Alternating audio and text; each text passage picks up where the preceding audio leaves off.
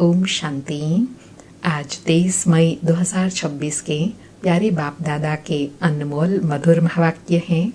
आज की मुरली के सार में भोलानाथ बाबा ने स्मृति दिलाते हुए कहा कि तुम अभी भगवान के बच्चे बने हो। भगवान रक्षक है भक्तों का, तुम भी रक्षक हो भक्तों के। भगवान आकर भक्तों की रक्षा करते हैं।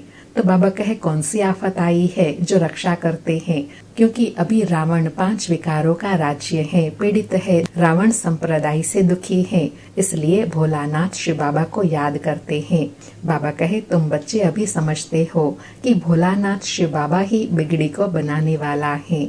और साथ में कहा कि मनुष्य न भगवान को जानते हैं न उनकी रचना को जानते हैं, इसलिए इसे ब्लाइंड फेथ कहा जाता है।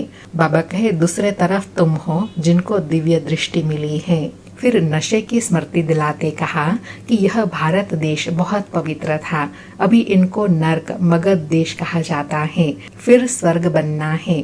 तुम बच्चों की बुद्धि में है कि शिव बाबा हमको फिर से राजयोग सिखाई पवित्र बनाते हैं।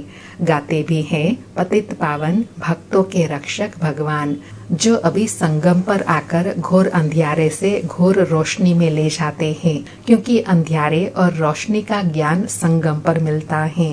फिर कहा कि अभी तुम हो सर्वोत्तम ब्राह्मण कुलभूषण, अभी फिर तुम ब्राह्मण वंशी बने हो, तुम हो ऊंचते ऊंच, यह ईश्वरीय कुल है ना, तुम बाप के पास आते हो। अभी संगम पर तुम्हारी बुद्धि में ज्ञान टपकता रहता है। कौन सा ज्ञान? कि अभी हम भगवान के बच्चे हैं, जिससे वर्षा मिलता है। अब बाप बच्चों को कहते हैं, बच्चे देही अभिमानी भव, अपने को आत्मा समझ मुझ एक बाप को याद करो।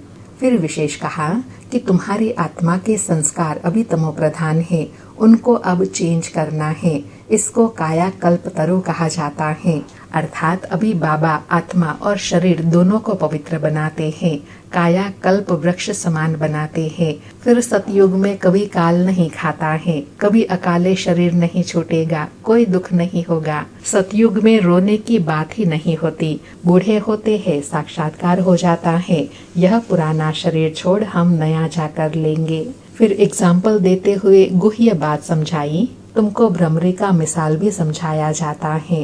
तुम हो ब्राह्मण ब्राह्मणिया, ब्राह्मणी और भ्रमरी की राशि मिलती है।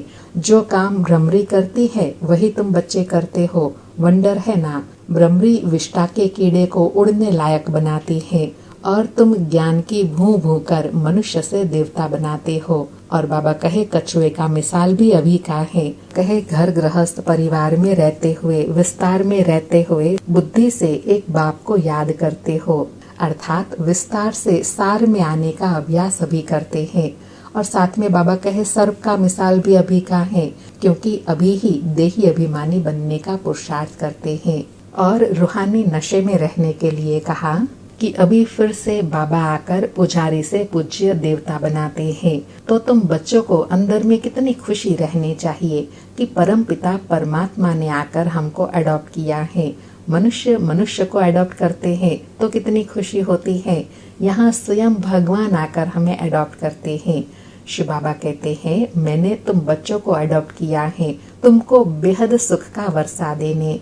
और साथ में गुह्य बात समझाते कहा कि अंग्रेजी में शिव बाबा को लिबरेटर कहते हैं, जो आकर दुख से लिबरेट करते हैं। बाप यहाँ आकर रावण से लिबरेट करते हैं। मनुष्य समझते हैं राम की सीता चुराई गई। बाबा कहे यह नहीं समझते कि हम सभी आत्माएं हैं जो अभी रावण की जेल में फंसी हुई हैं। शिव बाबा राम दूर देश का रहने वाला पराये देश में आकर रावण की कैद से सभी आत्मा रूपी सीताओं को छुड़ाते हैं।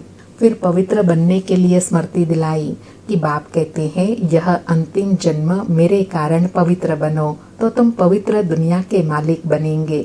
सिर्फ मुझे याद करो और पवित्र बनो। अल्फ को याद करो तो बेबादशाही तुम्हारी। और लास्ट में सपूत बच्चों की पहचान बताई कि सपूत बच्चे वह हैं जो माता पिता को फॉलो करते हैं, तख्त नशीन बनते हैं। तो बाबा कहे पुरुषार्थ खूब करना है। और दूसरा सपूत बच्चों की विशेषता बताई कि अंदर दिल में सच्चाई सफाई होंगी। वह एक बाप की श्रीमत पर चलते रहेंगे, एक बाबा दूसरा ना कोई, ऐसे श्रीमत पर चलते रहेंगे। सुनते हैं प्यारे बाप दादा के अनमोल मधुर महावाक्य। आज बाबा कहे, मीठे बच्चे, रावण ने तुम्हें बहुत पीड़ित किया है। अभी तुम भक्तों का रक्षक भगवान आया है तुम्हारी पीड़ा को दूर करने। मीठे बच्चे, रावण ने तुम्हें बहुत पीड़ित किया है। अभी तुम भक्तों का रक्षक भगवान आया है तुम्हारी पीड़ा दूर करने। आज मुरली में प्रश्न है, सपूत बच्चों की मुख्य 2 निशानियां सुनाओ। उत्तर में पहला बाबा कहे, सपूत बच्चे सदा माता पिता को फॉलो कर तख्तनशीन बनेंगे, खूब पुरुषार्थ में लगे रहेंगे। दूसरा बाबा कहे, उनकी बाप से दिल बहुत सच्ची होंगी, सच्ची दिल वाले सदा श्रीमत पर चलेंगे। अगर अंदर में सच्चाई नहीं तो याद में रह नहीं सकते। आज मुरली में गीत बजा, भोलेनाथ से निराला कोई और नहीं, बिगड़ी को बनाने वाला कोई और नहीं। सारी मुरली से धारणा के लिए सार है। पहला पॉइंट, आत्मा में जो तमो प्रधानता के संस्कार हैं उन्हें याद के बल से चेंज करना है, सतो प्रधान बनना है। दूसरा पॉइंट, बाप से राजाई लेने के लिए सदा सपूत बच्चा बन श्रीमत पर चलना है, सच्चे बाप से सच्चा रहना है, माता पिता को पूरा फॉलो करना है, ज्ञान रत्नों का दान करते रहना है। आज प्यारे बाबा का वरदान है, अपने परिवर्तन द्वारा विजय की अनुभूति करने वाले सच्चे सेवाधारी भव। अपने परिवर्तन द्वारा निरंतर विजय की अनुभूति करने वाले सच्चे सेवाधारी भव। स्पष्टीकरण है, जैसे निरंतर योगी बने हों ऐसे निरंतर विजयी बनो तो सच्चे सेवाधारी बन जाएंगे। क्योंकि विजयी आत्मा जब हर संकल्प, हर कदम में विजय का अनुभव करती है तो उनका यह परिवर्तन देख अनेक आत्माओं की सेवा स्वतः होती है। उनके नयन रूहानियत का अनुभव कराती हैं। चलन बाप के चरित्रों का साक्षात्कार कराती है। मस्तक से मस्तक मणि का साक्षात्कार होता है। ऐसे अपनी अव्यक्त सूरत से सेवा करने वाले विशेष आत्मा को ही सच्चा सेवाधारी कहा जाता है।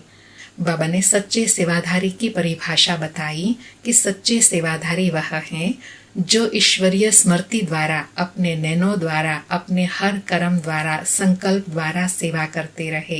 नैनों से हर आत्मा को रूहानियत की दिव्यता की अनुभूति कराए, अपने चलन द्वारा परमात्मा चरित्रों का अनुभव कराए, मस्तक द्वारा मस्तक मणि का साक्षात्कार कराए। जब ऐसी अलौकिक अव्यक्त मूर्त बनेंगे तब निरंतर सेवाधारी बन सकेंगे। आज का स्लोगन है, विशेषताएं व गुण दाता की देन है, दाता को देखो व्यक्ति को नहीं। आज के अव्यक्त इशारे हैं, सदा अचल अडोल एक रस स्थिति का अनुभव करो। आज अनुभव करने के लिए कहा, आत्मिक स्थिति के अभ्यास से वायुमंडल को रूहानी बनाओ तो और सब बातें स्वतः ठीक हो जाएंगी। सब एक मत और एक रस हो जाएंगे, फिर माया भी नहीं आएंगी, क्योंकि वायुमंडल शक्तिशाली होगा।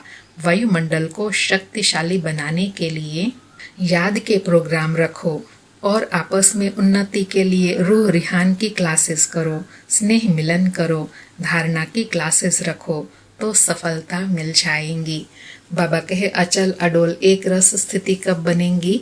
जब वायुमंडल को शक्तिशाली बनाएंगे। और वायुमंडल शक्तिशाली कब और कैसे बनेगा? जब आपस में स्व उन्नति के प्रोग्राम बनाएंगे, रूह रिहान की क्लासेस करेंगे, आपस में स्नेह मिलन करेंगे, धारणा की क्लासेस करेंगे, तब सफलता मिलेंगी। अच्छा, ओम शांति। शुक्रिया बाबा, शुक्रिया।